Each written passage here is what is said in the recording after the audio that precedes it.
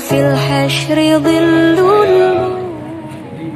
Ya, tabiat itu bisa dalam bentuk insting, bisa dalam bentuk indera, panca indera. Jadi hewan punya panca indera juga. Kecerdasan kalbu dan kecerdasan akal itu sumbernya ruh. Maka begitu manusia punya ruh, maka dia berakhlak.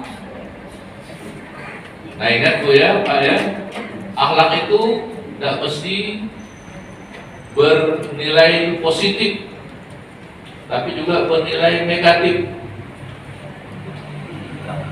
Itu namanya akhlak. Jadi akhlak ada yang baik, ada yang buruk. Akhlak yang baik namanya akhlakul karimah. Akhlak yang tidak baik namanya akhlakus sayyi'ah atau akhlakul mazmumah. Orang lupa itu makanya kalau puasa, kenapa kalau lupa tidak batal puasanya? Karena bukan dianggap perbuatan akhlaknya. Perbuatan akhlaknya, karena dorongan perbuatannya tidak dari jiwa yang sadar.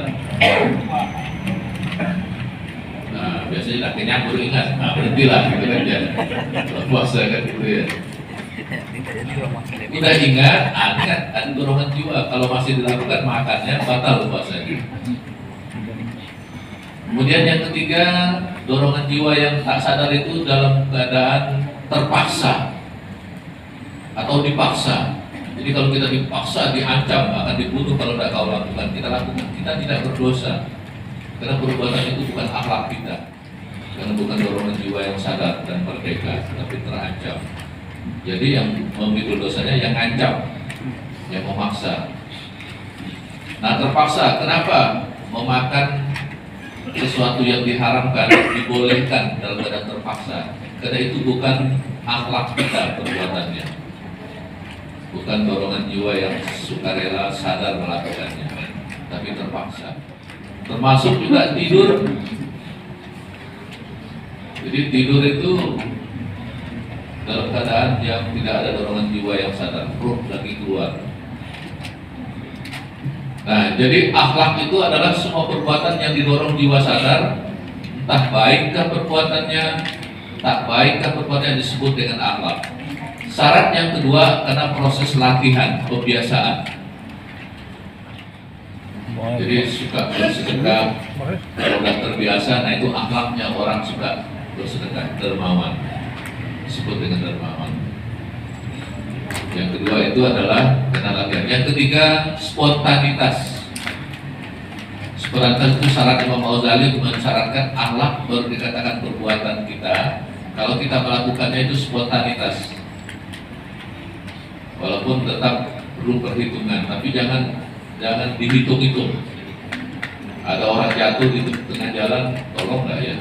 Pikirkan dulu, tolong nggak kira-kira apa agamanya nih? Perlu nggak saya tolong? Nah, kalau dari pikiran gitu, maka akhirnya nolong juga belum menjadi akhlak sebagai penolong, sebagai orang yang dengan tangan. Nah, tiga syarat terpenuhi, maka apapun yang kita lakukan namanya akhlak. Akhlak itu artinya dari kata kholako, perbuatan, ciptaan. Jadi apapun yang kita perbuat, apa yang kita lakukan, yang kita buat, itulah akhlak kita. Soalnya terpenuhi tiga itu, tiga syarat tadi itu. Nah, maka kalau orang melakukan suatu tiga syarat, tidak bisa lagi disebut kamu ini kok tidak berakhlak, salah bahasanya. Dia berakhlak, hanya akhlaknya tidak baik. Nah, gitu.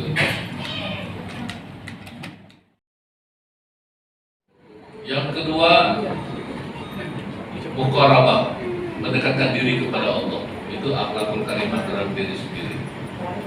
Selalu mendekatkan diri kepada Allah. Dalam kegiatan apapun selalu takarrub dengan bentuk berzikir, dalam bentuk tadi dan mengucapkan kalimat-kalimat yang bagus dan sebagainya. Sebelumnya saya kenalkan dulu diri Pak, yang lainnya saya sudah kenal. Saya Ibu Risma, saya dari Bukan Kelas. Nah, yang akan saya tanyakan ini ke kehidupan lah yang sering terjadi.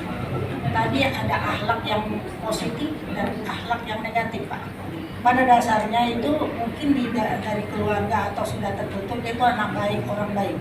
Tapi dengan suatu kelompok yang masuk, saya nggak usah nyebutnya gimana, dia lingkungan itu membentuk dia jadi tidak baik. Itu kan biasa, Pak, kita lihat itu.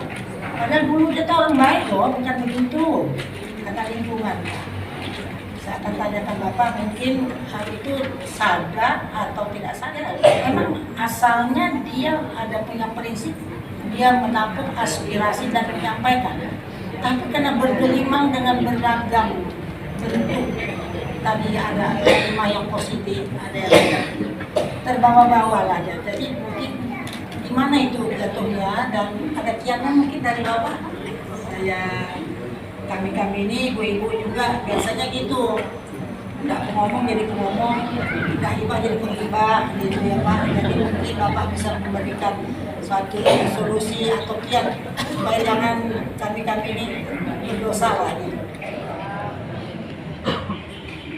Jadi yang pertama, amal kita dibagi dua dulu. Yang pertama murni duniawiyah, dan yang kedua murni ibadah. Nah, kalau yang dia murni ibadah, 4 syaratnya terpenuhi. Tauhid tadi, iman yang murni, niat yang ikhlas, cara yang benar sesuai dengan tuntunan Rasulullah, dan yang keempat tujuannya untuk mencari ridho Allah. Mencari ridho Allah.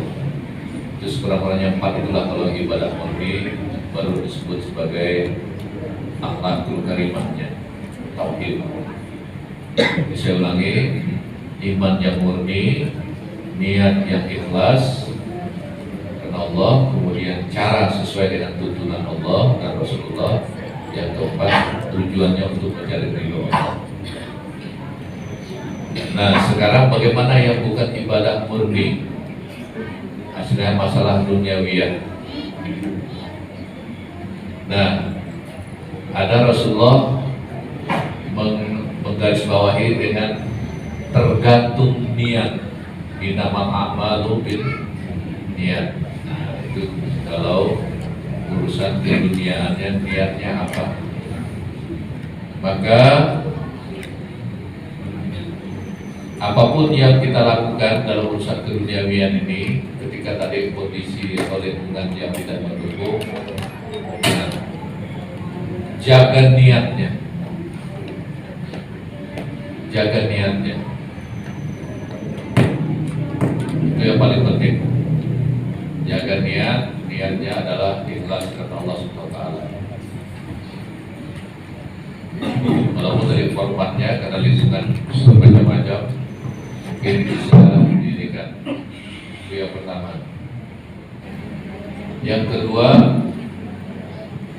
upayakan tetapi dan pikiran itu tidak demikian seharusnya. Di hati tetap menolak, pikir tetap menolak bahwa ini, tetapi dalam kondisi yang tadi lingkungan tak bisa diubah, ya yang penting kita tidak demikian, tetapi kenyataan demikian adalah sebuah kenyataan. Jaga hati, jaga pikirannya tetap. Kemudian yang ketiga, tetap ada target bahwa akan memperbaikinya, bahwa saya masuk ke sini walaupun lingkungannya begini, tapi niat saya tetap ingin melaksanakan kebaikan-kebaikan dan perbaikannya, walaupun mungkin tidak terrealisasi dengan nyata dalam waktu yang singkat, tapi sudah ada niat untuk perbaikan amar ma'ruf dan nahi munkarnya. Maka ini masih tetap dalam kondisi yang keduniaan yang bagus. Memang bagaimanapun faktor kebaikan itu memang ada beberapa situasi prekondisinya. Yang pertama itu adalah karena keturunan tentu saja. Yang kedua karena lingkungan. Yang ketiga karena pendidikan. Yang keempat karena wawasan dan pergaulannya di antaranya. Nah, tapi ada yang kelima, ini hanya hak Allah, yaitu taufik dan hidayah Allah. Jadi taufik dan hidayah Allah ini memang sesuatu yang banyak terlihat ketika di awal dakwah Rasulullah. Pokoknya Umar itu kan preman. Pokoknya penjahat yang paling takuti di Mekah itu ya Umar bin Khattab. Tapi hanya membaca 5 atau 7 ayat itu bisa berubah. Padahal tadinya dia ingin berniat membunuh Nabi Muhammad. Tapi kemudian dengan membaca itu lalu berubah. Nah, ini taufik dan hidayah, lingkungannya masih jahiliyah, lingkungannya musuh preman, tapi begitu berubah bisa juga. Nah, tapi intinya adalah kalau masalah keduniaan, pertama yang utama adalah tergantung niat, jaga niat, dan arahkan niat itu untuk memberikan sesuatu yang bermanfaat kepada kebaikan. Umpamanya ada orang sehat nih jadi pengemis kalau di kita ke dunia. Nah, kita memberi itu niatnya supaya mudah-mudahan dia mendapat pelajaran untuk usaha sendiri yang tidak dengan ikut mengemis. Jadi kita memberi walaupun memberi karena dia mengemisnya, tetapi ada niat kita mudah-mudahan dapat membuka dia untuk menjadi lebih baik. Nah, yang penting jaga niat ini, walaupun lingkungannya masih seperti itu. Jadi itu barangkali Bu ya yang bisa saya tangkap.